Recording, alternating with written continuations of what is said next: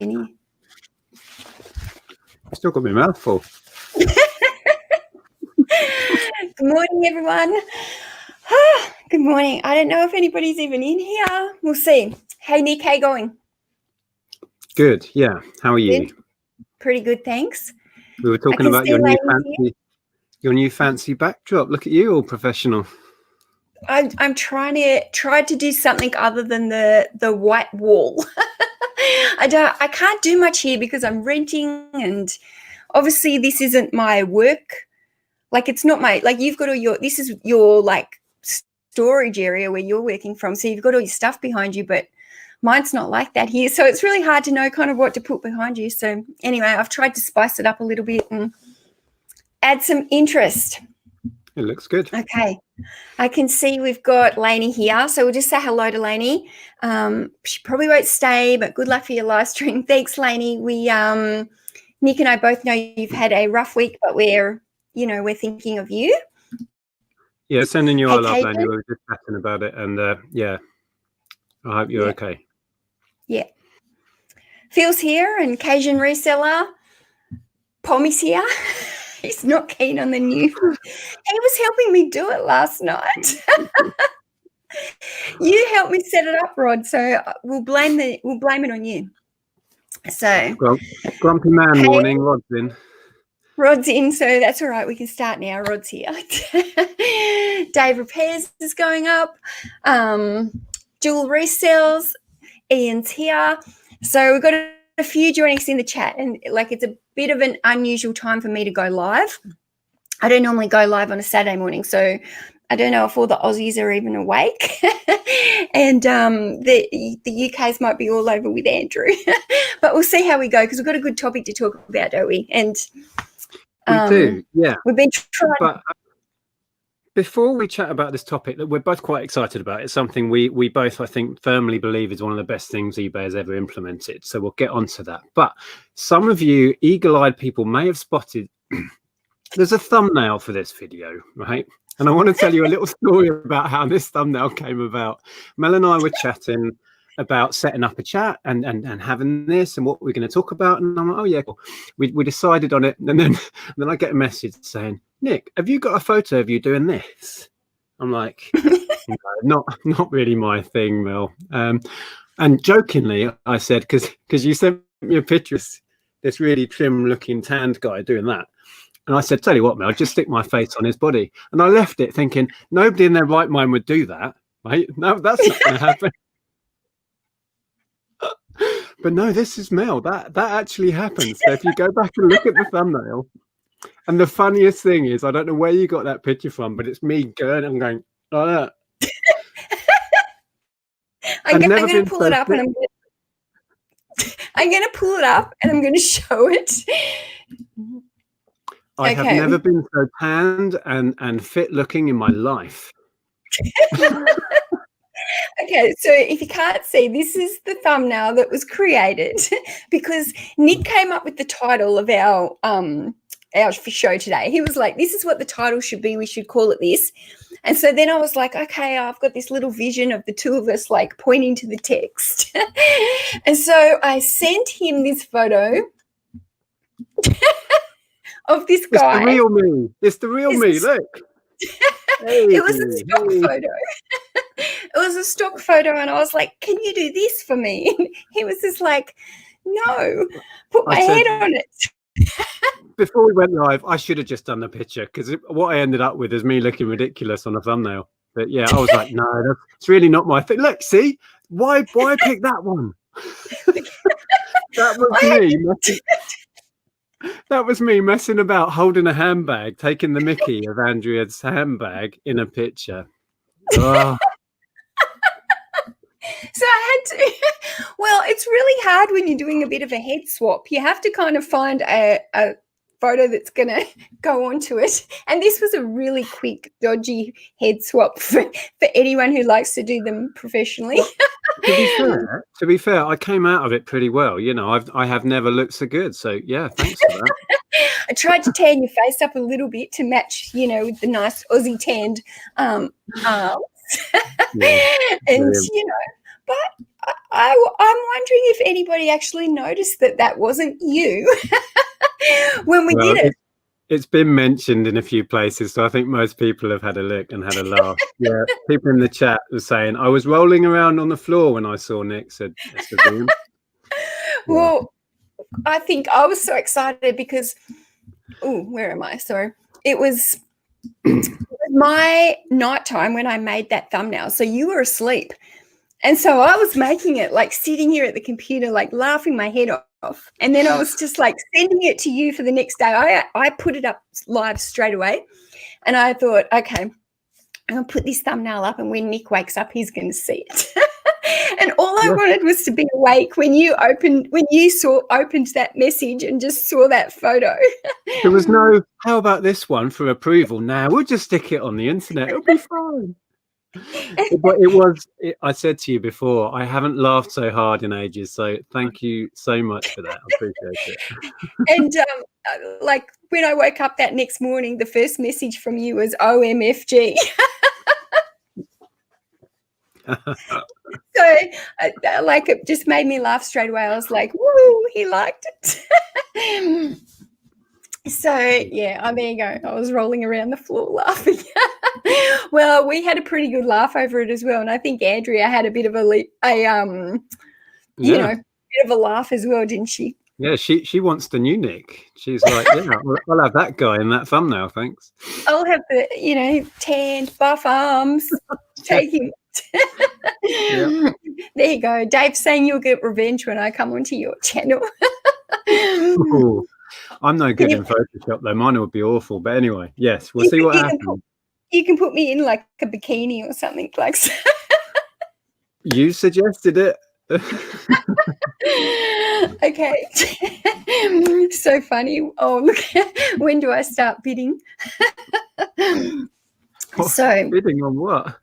I don't know. Maybe we're going to auction off like a printed version of this thumbnail. The next charity thing. So funny.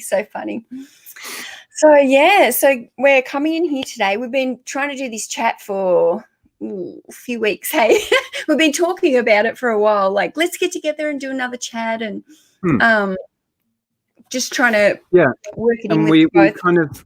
We brainstormed what do we chat about. We've had a couple of these chats. We don't want to talk about my past and your past again. Everyone kind of knows our stories now. So we want to talk about something that's positive. We need some positivity, and it's something that eBay implemented fairly recently that has, certainly for us, it's been a game changer, and I know you enjoy it as well. And we wanted to talk about the sending and receiving offers through eBay. So do you want to talk, for those perhaps people that are new to eBay or haven't even tried it yet, do you want to explain how it works, or should I? Yeah. So basically, eBay implemented the sending offers. It's not, it's a sending offers option, isn't it? So, they've added it into our apps and our desktops. And so now every time we get somebody who's watching one of our items, we're able to send them an offer for however much we want, really, as a discount off what the asking price is. And people can accept yes or no. So, it's definitely been a game changer for me, and especially with a churn and burn type business model that I have, I'm trying to get those quick flips and move things over as fast as possible. So for me, as soon as I get a watcher on an item, I send an offer out straight away. So do you do the same thing, or do you let them sit on it for a little bit? Once a day, I open it up. I've shown you before. I've already done my offers today. I think there was 20 or so that I sent out before, but let's refresh it, see how many more we've got. So there's only 3 currently. So I've had 3 new watches since, so a couple of cookbooks and some Lego. And I will do it once a day, and I will go through and send offers out on everything. Even if it is, and we were talking about this. I mean, I sent an offer out, which was the minimum. Is it 5%? Is that the I'm not sure the percentage. I think it is only about 5%. Yeah, I can't send 1p off or something. That's ridiculous. So they do. No. There's a minimum. Let's say it's 5%. I'm not sure, but I think it is. And sometimes just to get them off this screen, I'll send that out, and it was, I don't know, 30p off or something on a CD. Yeah. But it worked, and I got the sale. And I think one of the beauties of this is we're all guilty of watching lots of stuff and then thinking we're going to do some shopping, and then we get distracted and we never come back to it, spend the money elsewhere, and that potential sale is gone. What offers does, I think, is it gives the buyer a little nudge. They will get a notification and it will remind them, oh, I was watching that CD, or maybe I do want it. Oh, 30p off. Oh, well, why not? You know what I mean? And you get the sale. But yeah, I send offers out every day now, and it works. It just works for us. I don't know what percentage of sales are offers, but it's fairly high for us, because we certainly adopted the more churn and burn, as you would call it, approach in our business. It's been evolving that way in the past few years. I had a realization that getting hold of stuff is not my problem. Yep. So I just need to turn it over, and this really helps. Yep. And like what else? The other thing that I find with it is it just brings activity like to your store as well. And I think that's one of the, like, a really important part of running an eBay store is you got to keep your store active. So whether or not you're active on there doing listing or sending offers or ending items and relisting them or juggling titles or whatever it is, it's all activity onto the store, which eBay likes to see. So even if you send like an offer and you think, oh gosh, like this item that I'm selling isn't actually worth very much money. Like I had something the other day that was only like a $12 item. And I was like, geez, there's not much room for movement in this item to like send an offer. So I did the same as you, sent the very minimum, which I think was about 60 cents. I think it took it down to like $11.40. And you kind of think these people might just go, why is this person sending me a 60-cent offer? Like it seems like nothing, but even if that person doesn't accept it, it still has brought activity to that listing. And I feel like sometimes you can send an offer out on something and then within half an hour, somebody buys the same item for full price and kind of just go, oh, wow, I just literally sent an offer out on that for like to someone else for $5, even $10 off. And then next minute, like it's sold for full price. So it's almost like spooky that it happens like that. And I think there's got to be something in it that it boosts it in the algorithm once you are sending that offer. I don't know that that's ever been confirmed. It might just be that we notice that coincidence when it happens. Yeah. But it doesn't hurt, right, to have the activity for sure. And the other thing about offers, and I wanted to ask you this, it works both ways. We've been talking about sending out offers on active listings that people are watching in our store. So that's going from us, the seller, to the buyer. Hey, you're watching this. I'm happy to give you some discount. That's how it works. But it works the other way. And quite often we get offers, really quite lowball offers on stuff, below what we would accept. So in that case, do you counter offer, which is the other thing I was going to talk about? So you then have the kind of bat and ball thing where the offer goes backwards and forwards. Do you just reject a silly low offer, or do you counter it? What's your opinion? I never, ever decline an offer, like totally. Like I won't say I've never done it. I have done it on occasion about 2 or 3 times when I've been in a bit of a foul mood and got a real low ball offer and I've just been a bit like, bugger you. So I've declined it on those occasions. But like in general, I don't decline any offers. I will counter offer it. And I think even if they send you a really low ball offer, you're actually better to counter it at almost full price again, just for them to know, like that was a ridiculous offer. I'm not even going there. So if it was like $30 item and they sent me something for $10, I would probably send back an offer for $29.95 just to make them know that like that's what way out of my price range, price drop. But I think like I do counter, like the other day I had something listed for $90 and somebody sent me an offer for $60. And I really had to think about it because $60, like there was like I had literally paid about $5 for this item. So $60 was still like a great profit for me. And I was like, am I being greedy getting this $90? And I actually counted them back halfway because I thought if they'd gone down to 60, then if I went to 75, they might come back to 70 and I would probably accept it. But they just totally declined my offer at 75. So then I was almost kicking myself. I was like, oh, maybe I should have taken the 60.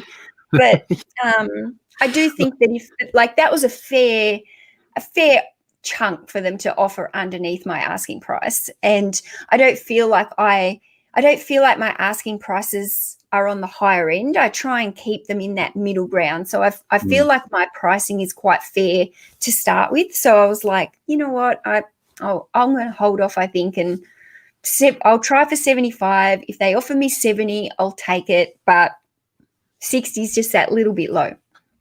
I've definitely had that moment where I've tried to push them an extra $5 or something, you know, like on a fairly, let's say on a £60 item, they come in at 40, but it's only cost me a couple of pounds. And I'm like, oh, on the fence, do I just want to get a nice quick sale at 40? Or I'll just go in at, I'll go back at 50. They're bound to come back at 45. Who wouldn't, right? And they flat decline it and it goes. And then you're like kicking yourself. But I was going to say, sorry? No, I was going to say, do you think that some buyers don't know that you can like really counter, or do you think they maybe feel bad countering, or do you think they don't understand that you've got 3 offers there to go back and forth, or do you think they just maybe think that that's your flat out thing? Like, I think the interface is really good because I buy a lot on eBay and I do send out offers, and you have the options and it's very well laid out. It's very clear that there's the counter button or the accept. I think it is, unless you're really daft, it's pretty obvious how it works. But it's interesting. Yesterday I listed a quite expensive item, a Guitar Hero for Xbox, at £80, and within hours I had watches. So I sent offers out. I don't sit there and wait. I sent £75 offer out almost straight away and it sold, just like that. And that makes me happy. You know, I priced it at the top of where I thought I could get, really. So there's that bit of margin anywhere down to probably 70 I would have been happy with. So to get a quick sale within 24 hours of 75 thanks to the offer function, yes, I'm all over that. I'm exactly the same. I don't like sit around and wait for, like, if I've just listed stuff, I don't sit there and think, well, I'll just leave that for a week because, you know, like I've only just listed it. Like, no, the whole business model is churn and burn, quick flip, move it over. So whether or not the offer's been there for like 1 hour or 1 week, I just want to send an offer and get it gone. And I can see here, like Ian's just put a comment. Do you send offers even on just one single offer, or do you wait till there's at least 2 per item? But I definitely one offer, one watcher, and I'm sending an offer straight away. If it's on my list and it's eligible, I will send it. I'm going to do these now. So I've got a Jamie Oliver book on at 15. I've been getting that, so I don't want to knock much off, but I'll go £13.99. So it's £1 off. So you type the amount in, click review, and then submit. And it is as simple as that. You can add a message. If I'm doing it on the desktop, I'll add a message. I can't be bothered to type on my phone, so I'm not doing that. I never, ever send a message, whether or not I'm on the desktop or on the phone. I just use the basic standard one that is there. What does it say? In the system, you know, like, or else it's just nothing. It's just a straight offer. So I don't ever send anything fancy with my offers. It's just I type in the amount and it's gone. So I'll do another one. So I've got a Nigella book on it. We mark these up a bit, just under 16. So I'll send an offer at 15. I can't see what the standard response is. I think it's something like, here's your chance to get this item cheaper or something, isn't it? At a great discount or something. So we'll go 15 on that. I think that's the last one. We sold a stack of those. It was crazy. What's that, Nigella? At my table, celebration of home cooking. Rod loves some Nigella. He's always sending me screenshots of the lovely Nigella. He was telling me, now correct me if I'm wrong, Rod, in the chat, but I think he was telling me she's 60. 60? I'm sure that's what he said. I was like, come off it. But yeah, apparently. She looks pretty good for 60 if she's 60. Wow. And then I've got these little Lego figures on at £9.99, and I think I'll get that quite easily, but I'll happily see if I can knock 50 pence off it. Let's see, let's see what the lowest I can take at £9.89. Sure, no, it won't let me do that. £9.75. Doesn't it come up and tell you the lowest is like 9? Yeah, it refused it. It said amount must be at least 5%, so £9.49 or less. So we'll do that then. £9.49. I reckon that'll sell to someone who's watching that at 9.50. We'll see.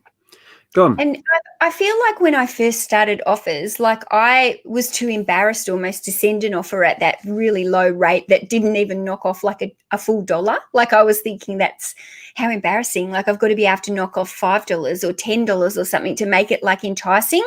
But I don't actually find that at all. I'm actually finding that even just at that minimum, it's almost like a jot of their memory. Like, oh yeah, I looked at that, like, and I actually do really want that. And maybe when they looked at it, they were actually busy and didn't have time to actually go through with the sale. And then you've sent an offer and they're just sitting on the couch and they go, yeah, actually, I do want that item. Yeah. And then they're able to click it and put it into their cart. So I think sometimes people are busy and they're looking for things and they push the watch so that they can go back later and have a look at it. But then life just happens and you just forget about it. Yeah. So getting that jot. I totally agree. It's that little nudge, isn't it, to make the purchase. And also with a lot of what I do, the media, the games and stuff, it's a very competitive market and I'm pricing my stuff fairly competitive on that stuff. Yeah. So that 50p is actually significant. If all of a certain game are on eBay for around £10, buy it now, and I send out a £9 offer, let's say, it's significant. Because now I am the cheapest, and if they've been a lot of people, and if I'm buying something, I might do this. I'll browse and I'll watch a few, and I'll go into my watch list and make the decision. Yeah. So if you can quickly send an offer out and nudge them that bit further towards yours, it makes that little bit of difference because a sale only exists in that moment of time, and if you miss it, it's gone, and they've gone off and they've spent the money on something else. And and so this one's saying, sweet hustles. What do you do with people who don't pay? I have 2 that are waiting on payment and it's been days. So thank you both for your time. We wait the minimum, which is, 3 or 4 days? And then we open a non-paying. We don't mess about. If you want it, pay for it. If not, I think it's 3 days you have to wait to give them that time. And sadly, with offers, we have immediate payment on all of our stuff. But with offers, that doesn't work, so they do have that time to pay. As soon as it passes the 3 days or whatever it is, they get sent a notice, like a non-paying bidder, whatever. So sweet hustles, I actually have mine set up as an automatic thing, so you can set it up in the back end of your system so that it automatically, I think it's 4 days here in Australia, if they've got 3 or 4 days that they have to pay for that item. And then mine is set up so automatically once that 3 day or 4 day mark hits, the unpaid case is automatically opened on them and I don't have to do anything. That's cool. I'm not sure we've ever noticed we could do that. I'll have to look into it. Have a look, because it just means that you don't have to keep going in there and checking, and then it just instantly opens up that case, and you can pretty much guarantee they get told they have like 2 days or something to pay it then, and if they don't pay it, then they get the strike against their account for not paying. So you can guarantee those people will almost, once they get that letter that email from eBay saying an open case is now against you, they want to clear that case and they either pay it, and if they don't pay it, you pretty much know that they're not going to pay it. If they don't set, like if you don't get a payment soon after them getting the email saying a case is open against you, I can almost guarantee that they're not going to pay at all, and they'll just let that case happen. And then they get a ding on their account, you get your final value feedback, and then you can relist the item and move on. So we don't mess about with that. It's a business, we're not a charity here. We don't want to hang around waiting for people. You either want it or you don't. So I think most people are like that if on eBay these days, as in don't have the patience to wait for payment, unless there are exceptions. We've had some where people have I sent out an offer and they'll come back and they say, I was watching this because I don't get paid until a week next Tuesday. If I accept the offer, is it okay to pay then? And because I've had that communication, I'll say, yeah, of course, accept the offer and we will wait. And then I'm sending them a payment reminder on that Tuesday. I sometimes have to say to them, if that's the case, it does automatically open a case against you on the 4 days, but then you've got another couple of days to still make the payment, which works in with your time frame. And as long as you even if a case is opened against you, as long as you make that payment, it's not going to ding your account. So I guess that's a bit of the only thing. If a case is set to automatically open and they've messaged you, then you have to just kind of let them know that. And I think as long as you let them know that it's set up in my system to automatically open an unpaid case, so just so you're aware, and quite often they'll say, okay, no worries, and then they're aware of that. So yeah, I think, have you noticed as well, Nic, but I've noticed that there's watches on you've got your send offers on your app, right, where it comes up and gives you the send offers. But if you just click on your active listings, it actually gives you a whole list of other ones that you can send offers to. And I think they're not people that are actually clicked the watching your item, but they have viewed your item. So then what happens is they haven't clicked the watch, but they've viewed it. So you can send an offer to someone who's viewed your item but not even watched it. Yeah, that's strange, isn't it? I'm just going to check on my desktop, see if I've got a different list on there now. Because I've cleared what was, well, you saw me, I cleared what's on my app currently available to send. So I'll have a look now. Yeah, or if on your phone, you can do it. It's got the little bit up the top under active, and it will say, where is it here on mine? Active. So then it says, like under your app where it says active, then it says all pending offers, send offers eligible, unanswered messages, recommended. You can kind of scroll across it. So I quite often notice there, if I send all eligible offers, there's more than what's in the actual, I don't know, on that homepage where it says send offers. I can't find any more that I can send now. So I've cleared mine out. Okay. But I do notice that we have items with watches on that we can't send stuff on, which they're not eligible for whatever reason. I don't know why. I think there's an option that you can turn it off where you don't get offers sent to you. Ah, that would make sense. Yeah, I think maybe there's some kind of setting so that people don't feel like maybe if somebody's watching competition rather than actually watching items they want to buy, and so they don't want to keep getting almost spammed with offers from all these different sellers. Well, that's the other thing. We have, because we've been active on YouTube for, I don't know what it is now, 6-7 years, and we have a ridiculous amount of people. It goes up crazy all the time. I think it's like 8,000 people follow our store. Let me check that. And so a lot of people see us with an item and then they find it in our store and watch it because they're interested to see if it sells. Yeah. So they're getting offers sent to them all the time, these people. Yeah. 8,036 people follow our store. So a lot of the offers we send out are just to people that are interested in the item and how much it sells for. They don't actually want it. That's what I'm thinking. Like, so those 8,000, I find this quite, this is a whole nother topic for me because I get quite bothered by people who are just watching my store to watch it rather than like generally watching it because they want something.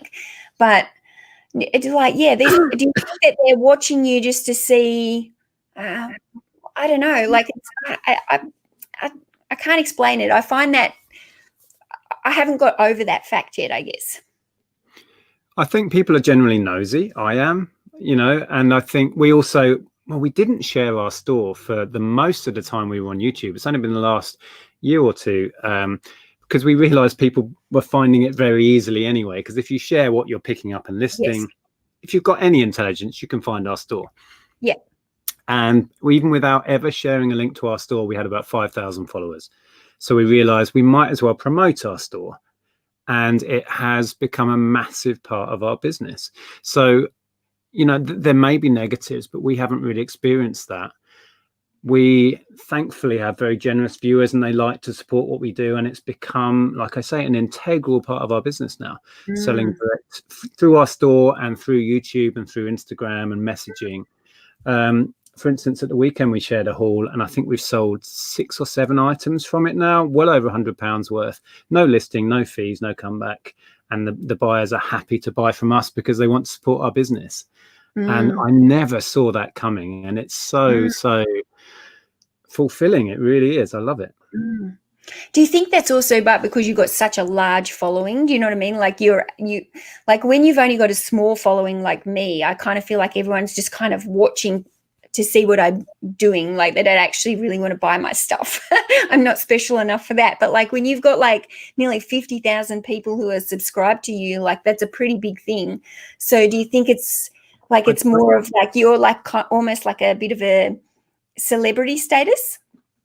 I don't think so at all. I don't think the numbers change. You know, your followers will be, you know, as supportive of you as mine would be of me. Just because we have a larger channel, it doesn't change the fact that your viewers, I'm sure, would support you in exactly the same way. I don't think that's any different at all. But I understand people have said to us, do you worry that people can find your eBay and that and the other? And I gave up worrying about it because nothing has ever happened negatively. So yeah. My dog. Sorry. Hiding away. It must be somebody walking out the front door.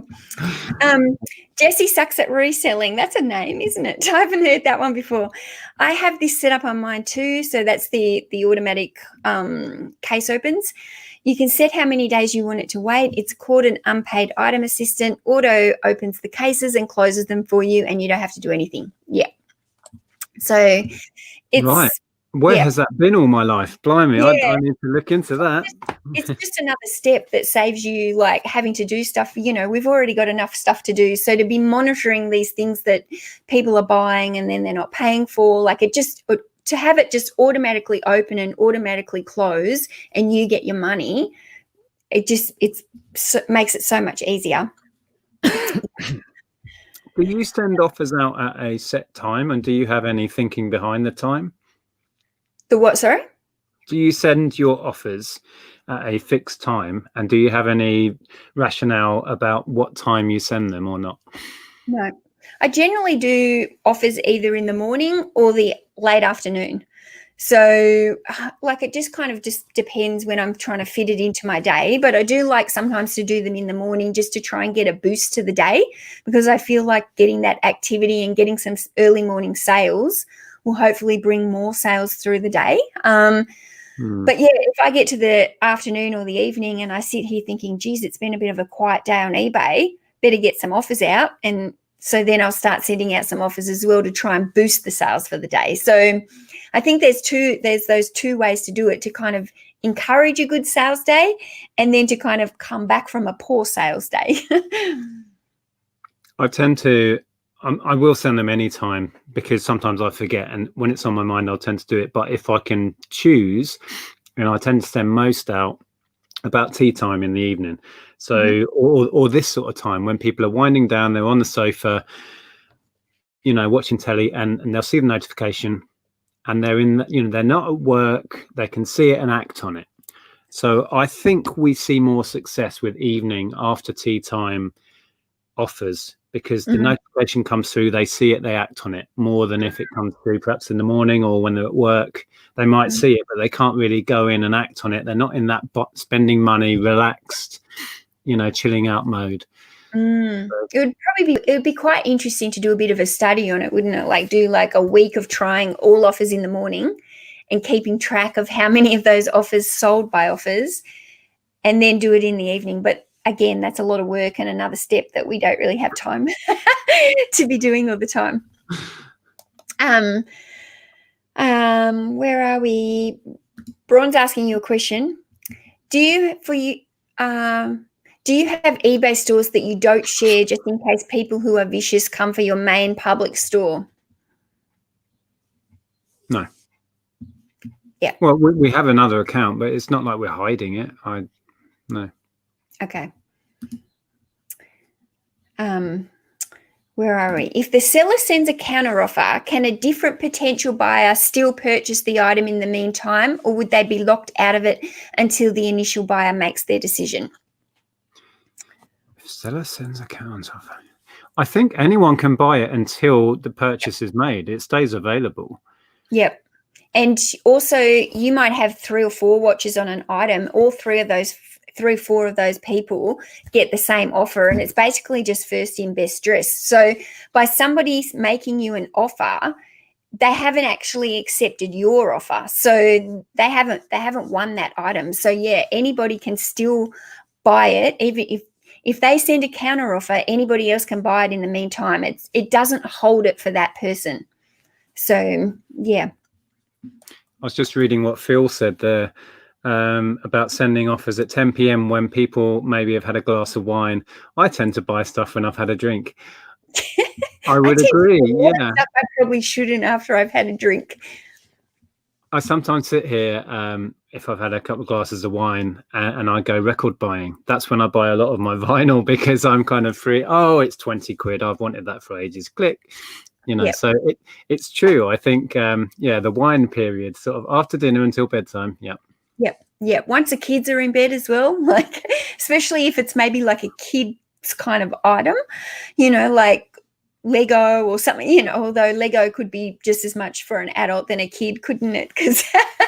But, you know, like, I can definitely see that because, you know, some parents actually don't get to sit down until like after 9 o'clock at night because they've been doing the bath and they've been doing the bed. And then some kids, you know, they come out 10 times before they actually fall asleep, and they don't actually go, okay, now I'm going to sit here and just scroll Facebook, scroll Instagram, and then boom, pops up the offer.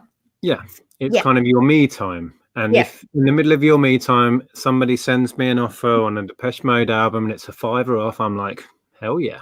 Ding. Yep. Yeah. Mel's thinking, who's Depeche Mode again? I've forgotten. I can't remember what you're talking about. Who's this band that I've never heard of, even though like I should have because they were my era? I don't know who I was too busy listening to Bon Jovi. Good evening, Mel and Nick. Hello, everyone in chat. You've motivated me to list a few while I listen. So thanks. Any tips to get people to buy my tat?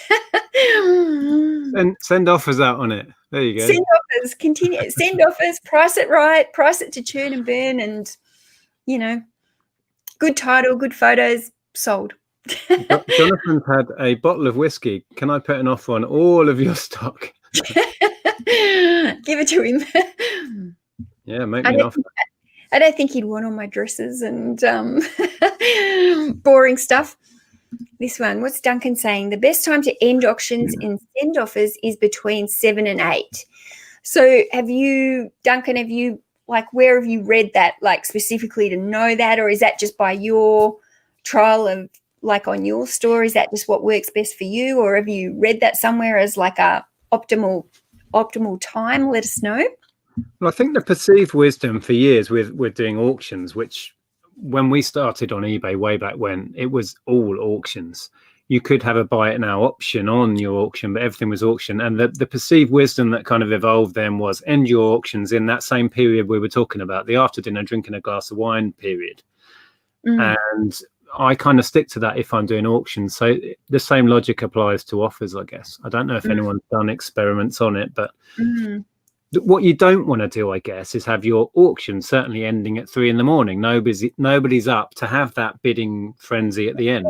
Nobody's going to particularly be bidding at 8 or 9 in the morning when we're all, you know, running around like headless chickens, sorting out kids or getting to work or whatever. Yeah. So I think the same logic applies, really. Yeah, I know that notification or that email goes out and stays there in the inbox. So it's not quite the same with offers, you know, and they have a certain amount of time to react to it. But yeah, it's an interesting question. It really is. Yeah, I think it's just from his trials. Okay, so his trials for his store, his buyers are online in the evenings. Yeah, and I think it's just, it is. People are busy in the mornings. They've got school runs to drop off. Some people go to work 7:30. You know, they have to commute to work maybe, and they've got a long traffic. And yeah, everyone's just a bit more. I know that I'm chaotic in the morning while I'm trying to get my day set up, and you know, I don't really stop until late afternoon, you know, like sometimes late evening. I don't know. Some days I feel like I'm just working like 12 hours. I don't know about you, Nick. I mean, you're a night owl, so you seem to be working all through the night, like 2 o'clock in the morning. You're still there fussing around with Nerf guns. Yeah, I need to sort that out again. I naturally kind of feel more comfortable and active in the evening. I'm a night owl person. I tried to sort it out recently, as I think you're aware, but it lasted briefly. Yep. I guess if you're still getting the sleep you need, then it's kind of okay, isn't it? Like, it's just a different sleep pattern. But when you work for yourself, you get to make those rules on what time your day might not start at 8 o'clock in the morning like other people's. Your work day might start at 12 o'clock and go to 10 o'clock at night, you know? Yeah, lunchtime starts are quite good for me. Yep. That's about right. I think, like, you have to work out what you're most productive with. Like, I'm not very good in the mornings either. Some days I wake up in the morning, and Bron and Rod, we've got a group chat, and both of them have been up for like 2 hours, 3 hours, doing stuff like nonstop. And I'm just kind of waking up, and they'll be, what did Rod say one day? Oh, the Queen has awoken or something. Because like, I'm lazy, they're in bed, and they've been going for like 3 hours. I'm like, oh, I can't do it. I'm just not productive at that time in the morning. So I think you just got to work with what's productive for you. And yeah, afternoons seem to be quite productive for me at the moment. I seem to be like getting heaps of my photos done, and I'm not even starting them till like 4 o'clock in the afternoon now. It's like everything else is getting done in the day, and then it's about 4 o'clock in the afternoon. I sit there and go, okay, now I have to do the photos. So, but yeah. I'll tell you what would be interesting. Obviously, Mel and I, well, we're doing this video because we really think the office thing was a very clever move from eBay, and it works. It benefits us. It obviously benefits eBay because the stuff's selling. They just want it to sell, and they take their commission. But let's take a kind of poll in the chat. If 1 is a negative opinion of sending and receiving offers, and 10 is the max, just put a number in the chat, your kind of satisfaction rating with sending offers to watches. I would give it a high 9 or 10 because I can't really fault it. I think it gets stuff moving. It's positive for the buyers. It's certainly positive for us. And there's no glitches really with it either. It's very seamless, isn't it? Like, it doesn't seem to, it's, you know, eBay quite often is full of glitches, but I haven't really noticed any glitches ever on the send offers. I know, right? That it's something they implemented well. Yes. Round of applause, eBay. Yay, eBay. No, but they really did. Like, it came in. It was a smooth thing when it came in. There's never been issues with it. I think the only problem that I've had with it was like the other day I did it. I put it on my Instagram. I had something that I meant to send an offer for $18, and I forgot the 8. So I only sent off an offer for $1, and they bought it straight away. I did that. And I was kicking myself because I saw it come through for $1, and the item was a $22 item. I'd sent an offer for 18. I thought I'd sent an offer for 18, but I'd actually only sent it for 1. So I actually lost out on that order because. Oh, did you fulfill it? Fulfilled it. Oh, see, I sent out an offer on a TV. The TV was on at 50, and no, what did I do? I think I was going to send a £45 offer, and I sent a £4.50 offer. That wouldn't cover the shipping. So I just followed up with a message, and I said, he obviously accepted the offer. £4.50 free shipping on a TV, sure. And I just had to say to him, I messed that up. I'm going to have to cancel the sale. Or can you say that you want to cancel so I didn't get the ding? You know what I mean? But I had to have that conversation with him. There's no way I was going to send, I think shipping would have been about £10 or £12, and he spent £4.50. That's the only time I've done that. So now I really double check the price before I click go. Well, yeah. I kind of felt like, wow, that was my error. I made the mistake. They instantly paid for it as well. So it wasn't like they just accepted the offer and sat it there for me to have the conversation. They saw that offer, they paid for it straight away. So I knew that if I cancel that order, I get the ding, like, because I've canceled because I can't fulfill it. So then I just kind of felt like, look, I made the error. I'm just going to wear it and write it as a loss. So it cost me like $8 to post, and I'd only got $1 for the item. So I really lost out on that order. But I did it again only like a few days later. I had an item. I had an item that was on for $150. And I thought I'll send an offer for $130.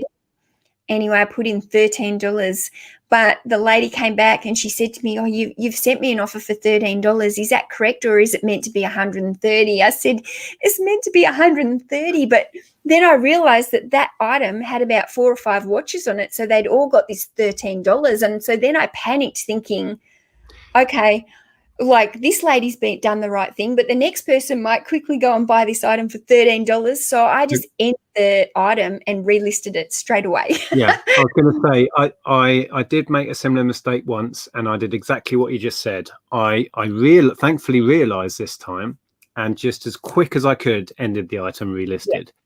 Yeah. So people are coming in with their numbers. So Duncan's gone 8 out of 10 for the function of sending offers to watches. 9 from Phil.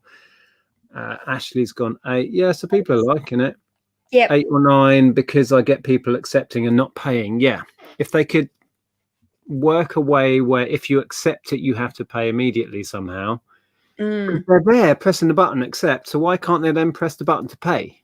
Yes, I think that's the only probably downfall that they've got with the offers, is that it's not immediate payment because most people do have like immediate payment set on their accounts now, don't they? Nobody wants to be waiting for payments. So we all do have that buyer must pay immediately. So that's the only downfall with it, because then they do have that 3 or 4 days to sit on it. And sometimes I think people intentionally send you an offer that's only a small amount off because they're actually prepared to pay for that the full amount for the item.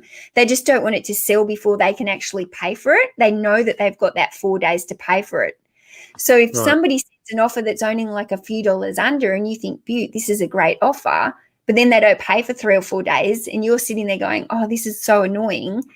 But they might have actually done that intentionally because they just didn't want somebody else to buy the item, but they knew they couldn't pay for it till payday. Maybe. Yeah. They don't, like, if they actually told you that, then you'd be okay with it. But I think some of them do that, but they don't actually tell you that's why they've done it. Yeah. Jonathan said he'd give it a 10. Oh, not really try. Yeah, give it a go. Nothing to lose really with it. Jonathan says I'd give it a 10 because you can always decline or negotiate. Exactly. Yeah. And you will get lowball offers in, and you can just click decline and not think about it, or come back with a counter offer. You know. And I think the thing is with this as well, with the decline button, you have to remember that we're in business and we shouldn't be taking these lowball offers personally, because I think sometimes that can happen, and it depends on the mood. Most of the time I try not to take things personal when it's related to business, but there are occasions if I'm in a bit of a bad mood and someone sends me a really low offer, it can really peeve me. So I think sometimes you do have to take that emotion out of a bad offer and just go, okay, so maybe they just want a really good deal, or maybe they're just testing you to see what you come back and counter offer them with.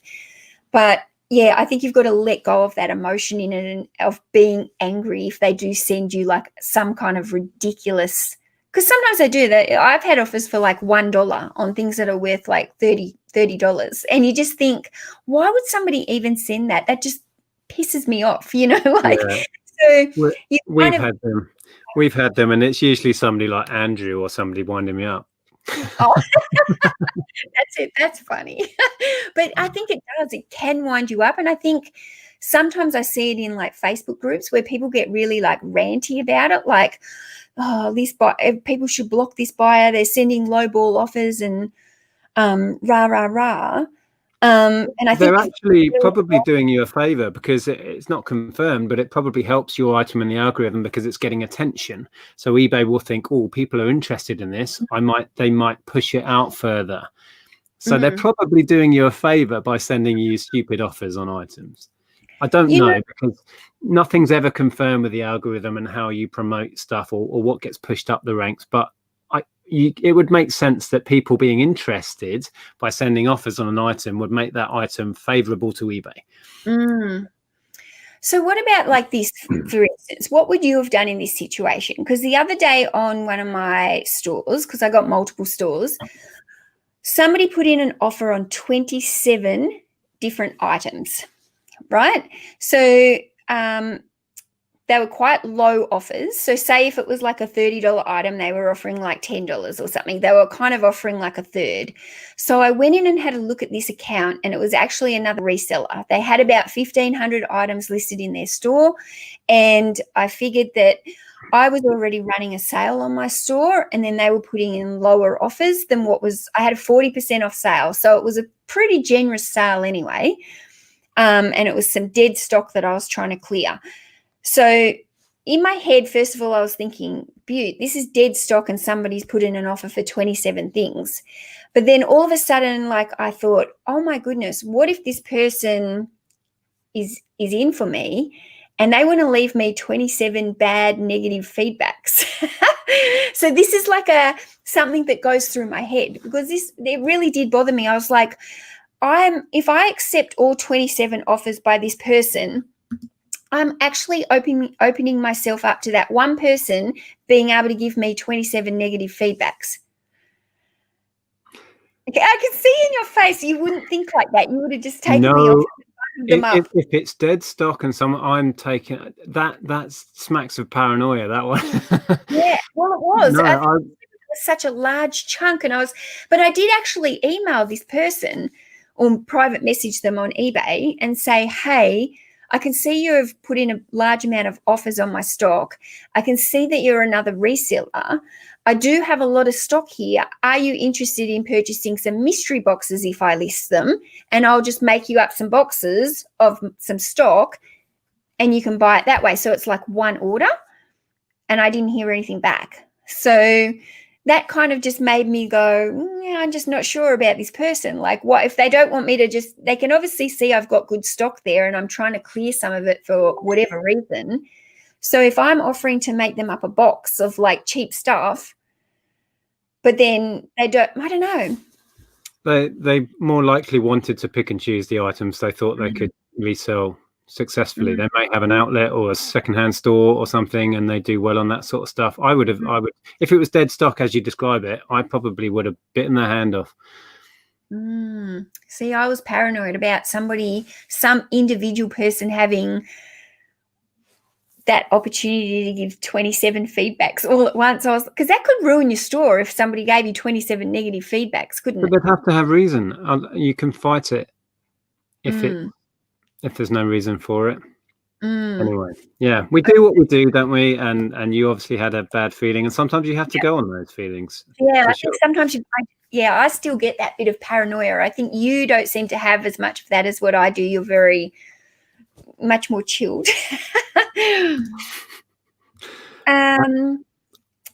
This is interesting. I find promoted listings more successful. Not surprising, because after all, eBay get more money this way.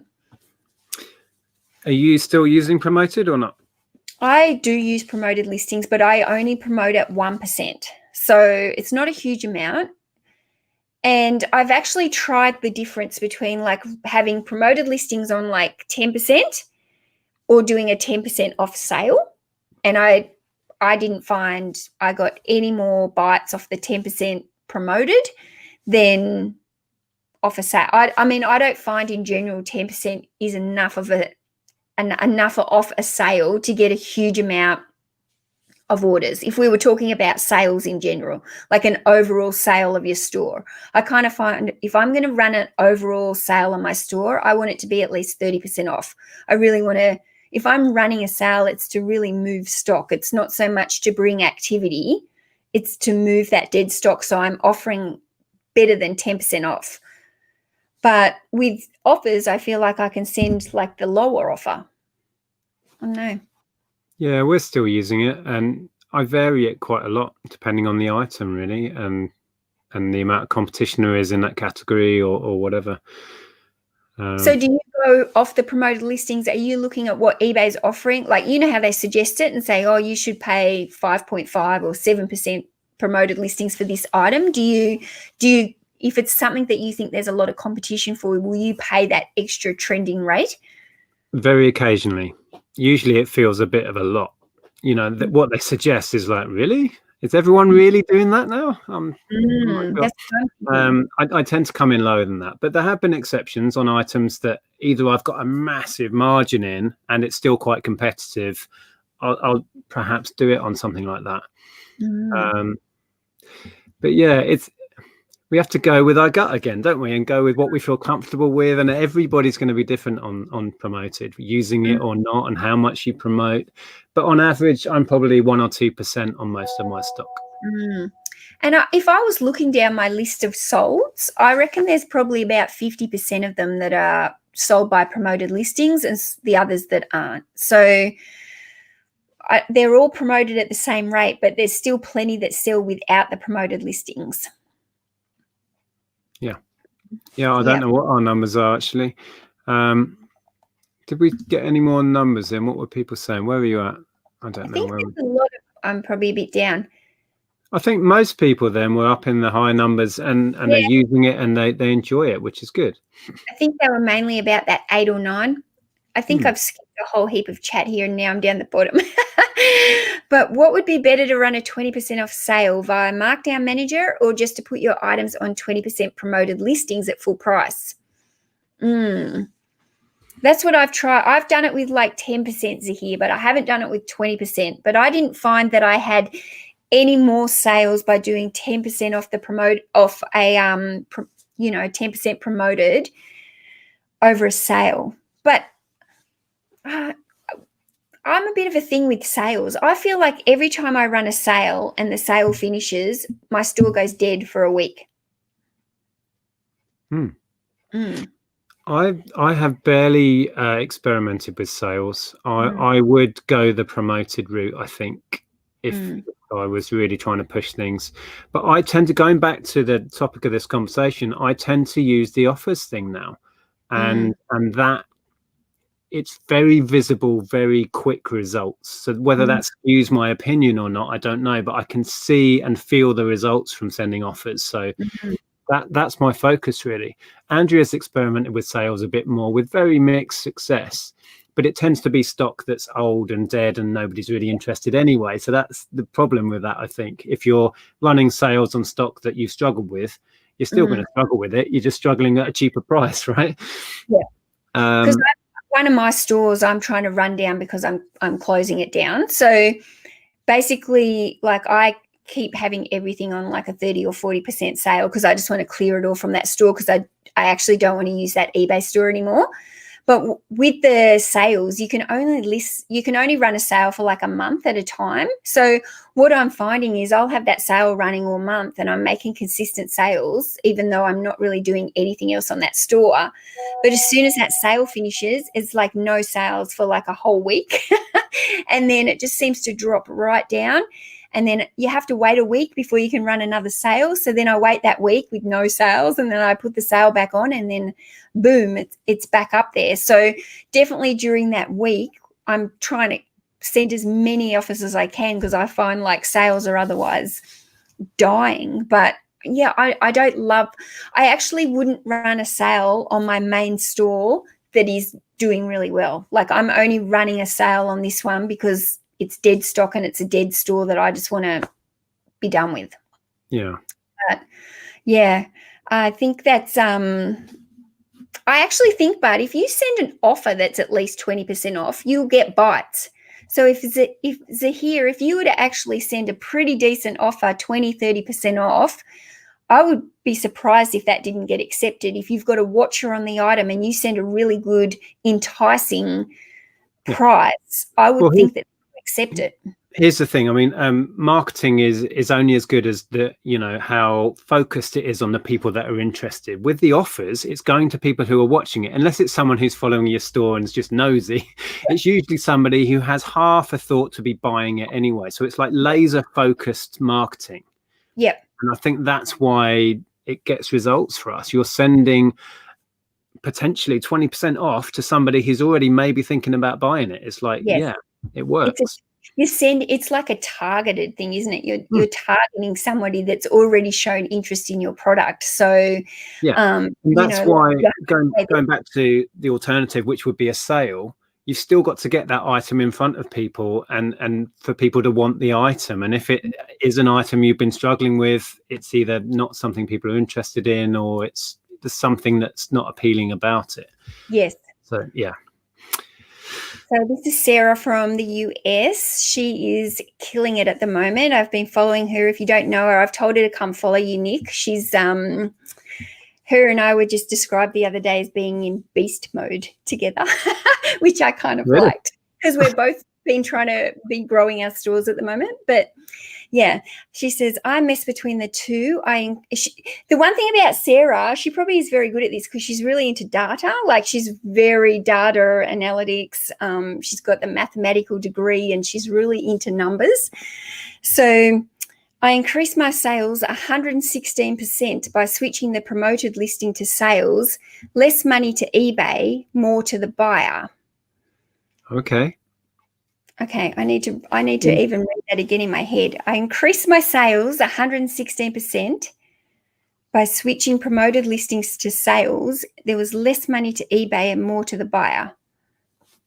So she's preferring to run a sale rather than run promoted listing. What's the 116%? That's a strange amount, isn't it? Like, is that something that, tell me why you did 116%, Sarah? Is that like one of your data things or what? No, that was the increase in sales. Oh, that was she got an increase in sales. That's how I read it. Okay, sorry. She's increased her sales by 116% by switching to the promoted listings from sales. So now she's doing promoted listings, not sales. I read it. The sales have increased by that amount because she switched the promoted listings over to sales.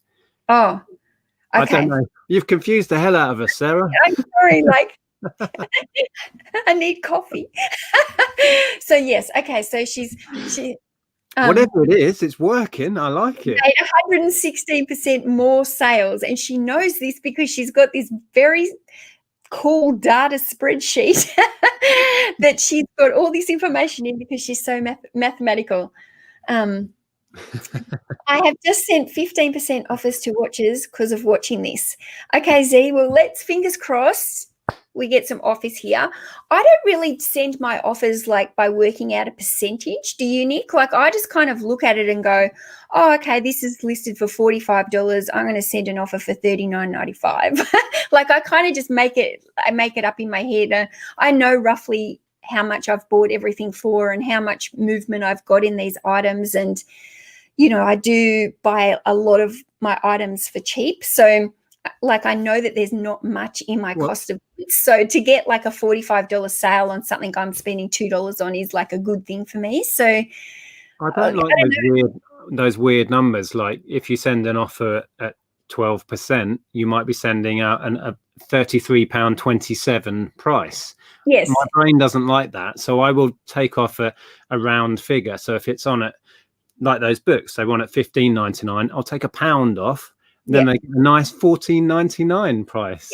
Yes. Which coming from retail, you know, that's how my brain works. Yeah. Because I'm used to pricing everything up and things being a nice, pretty looking number. So being in retail, do you think the $14.99 or the $14.95? Is there like a psychological thing between the 95 and the 99? I was always a 9 kind of guy, so I still am generally. Okay, so here she's saying she did 7% promoted. She used to do 7% promoted and she lowered it to 2%, and then she increased her sale from 20 to 25%, and it increased her sales overall by 116%. Pretty good.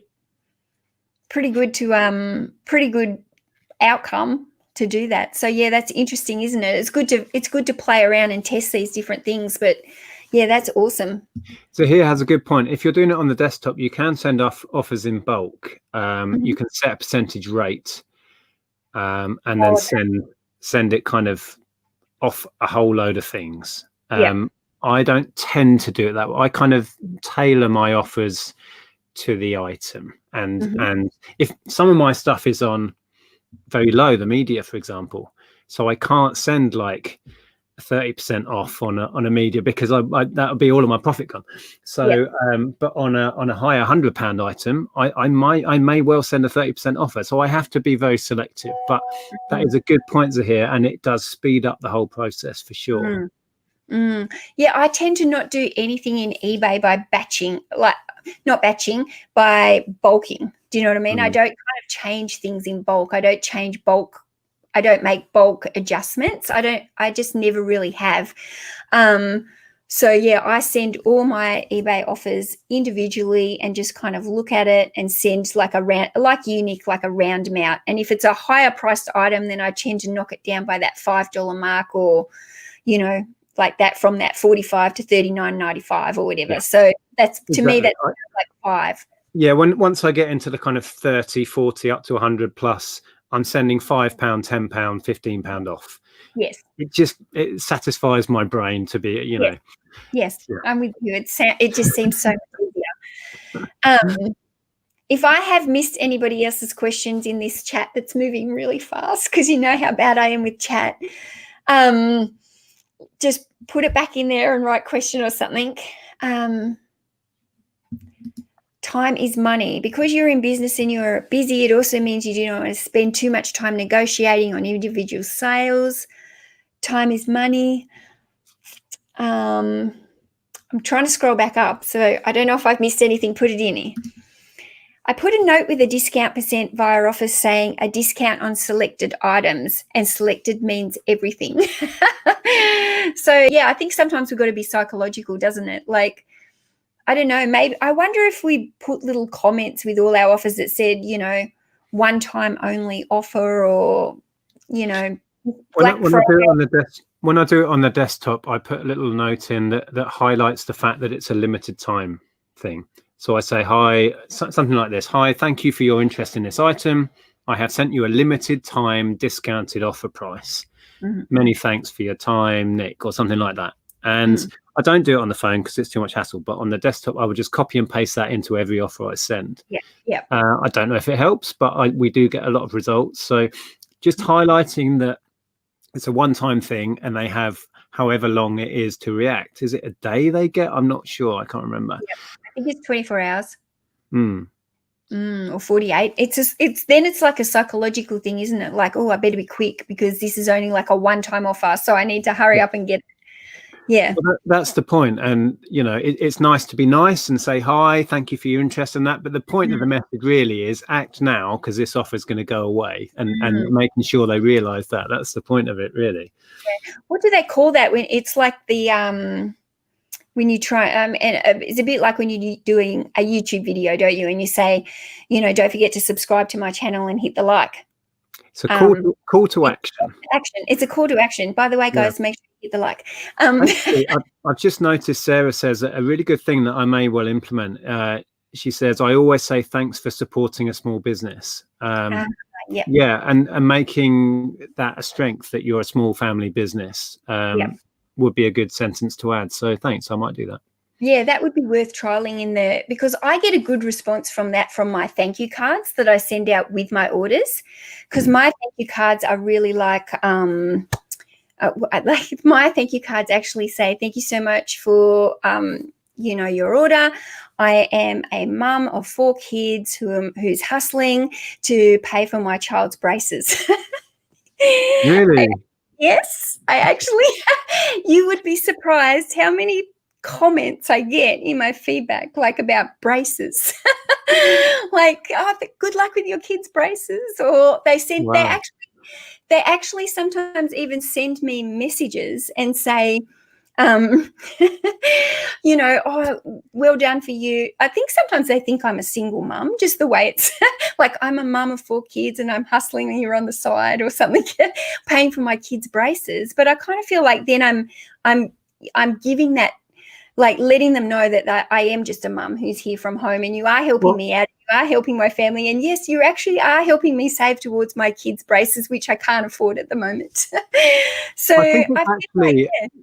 I think it's actually a really clever thing to do. I know you're joking about it, but I think what it does is it makes them realize that there's a person at the other end of that order, and a person who has struggles and is trying to achieve things, and they're way more likely to come back to your store because that will stick in their mind. And the fact that it is quite an unusual thing to share, hi, I'm trying to save for braces or whatever, I think that's really clever, actually, what you've done there.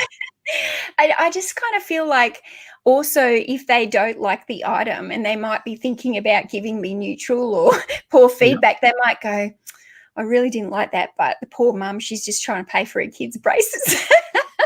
Yeah, well, maybe. But just making it human and making it very human and personal and that I think is a clever thing. Yeah, I like it. Yeah.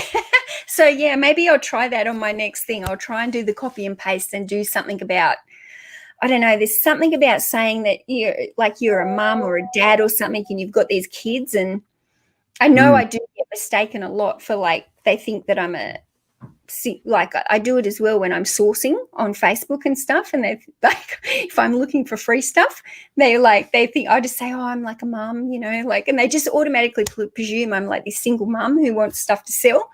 And I mean, I never said I was single mum. They just assume that. So that's their assumption, isn't it? I'll just if it works in my favor, it works in my favor. I like this idea.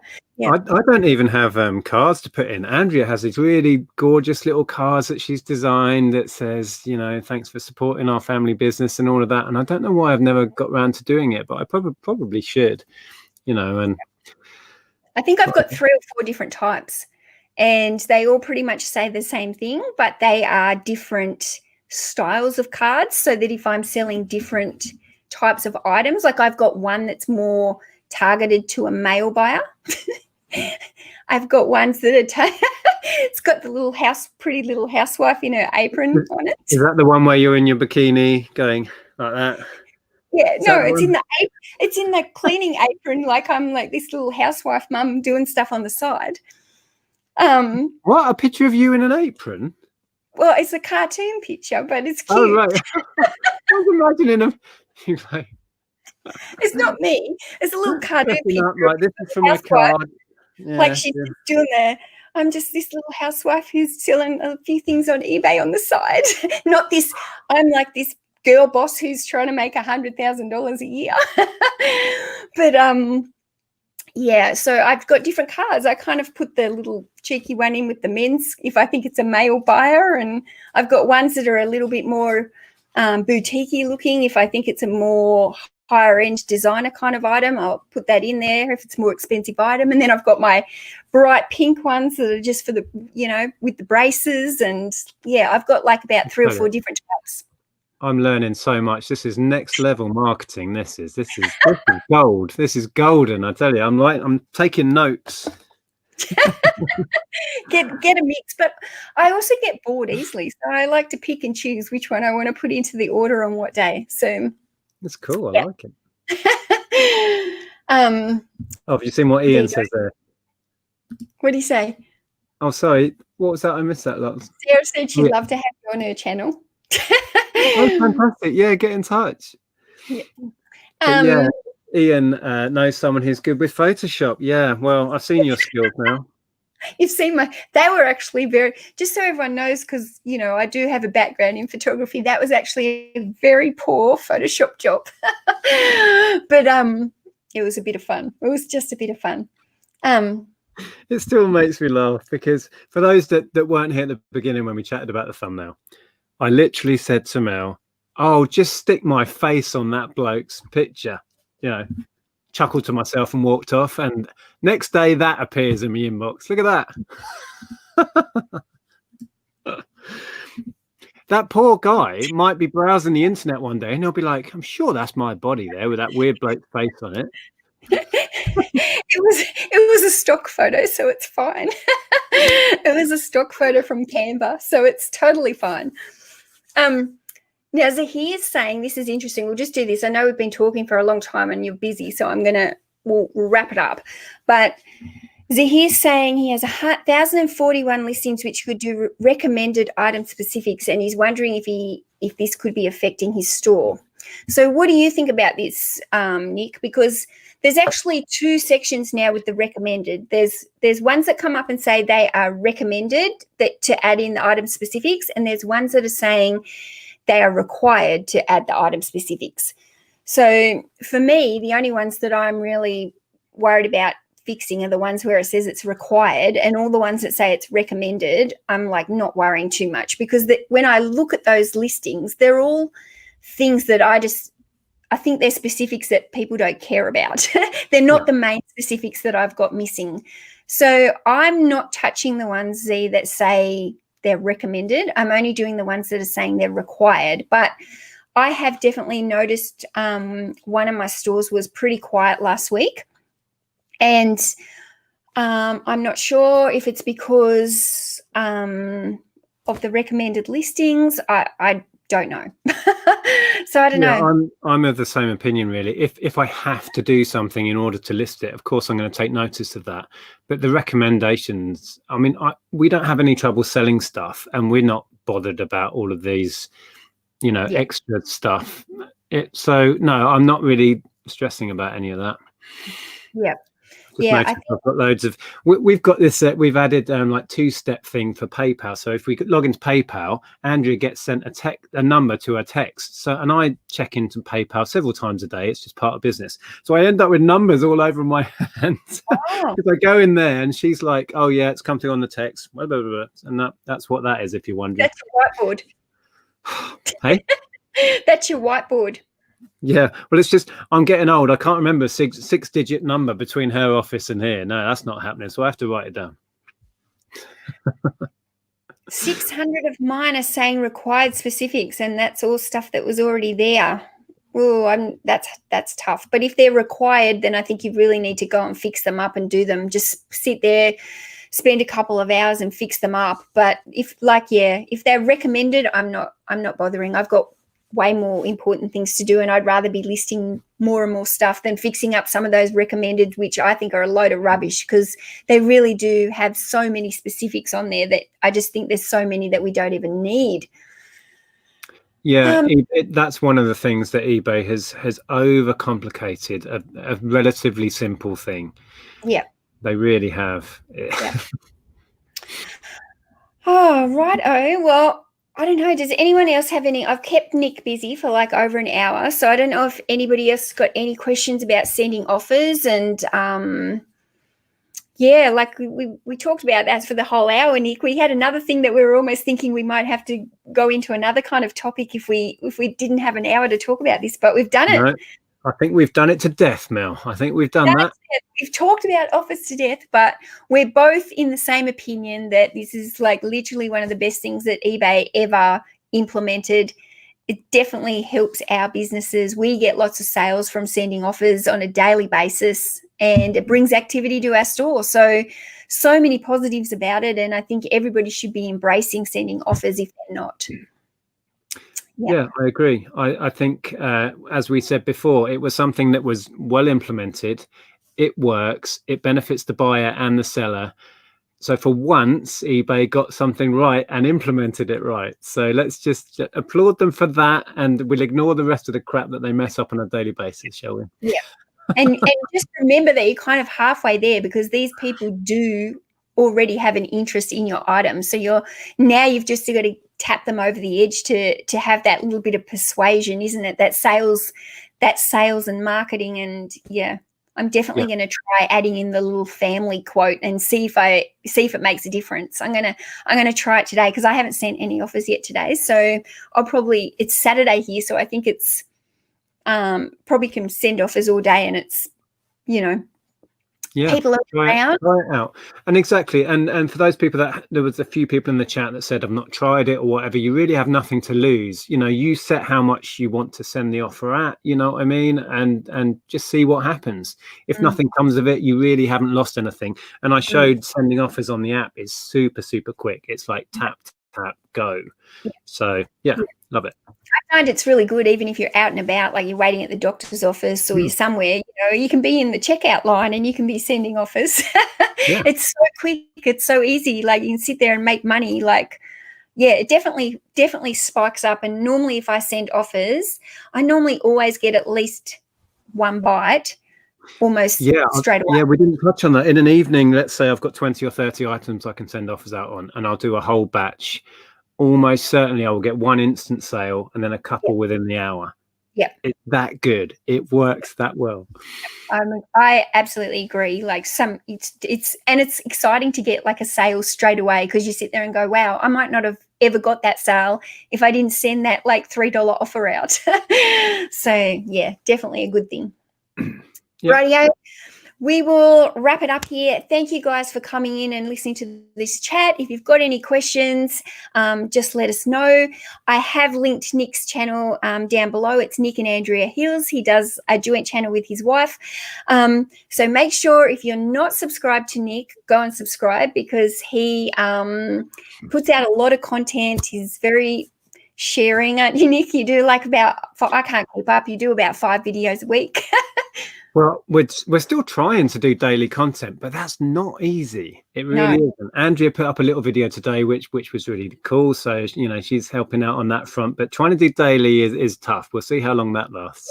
Well, I'm trying to do 3 days a week now, which, like, I was kind of only doing my one Tuesday live, and now I'm like, I'm trying to do Tuesday, Thursday, and a weekend, and I'm feeling the pressure. Yeah. So yeah.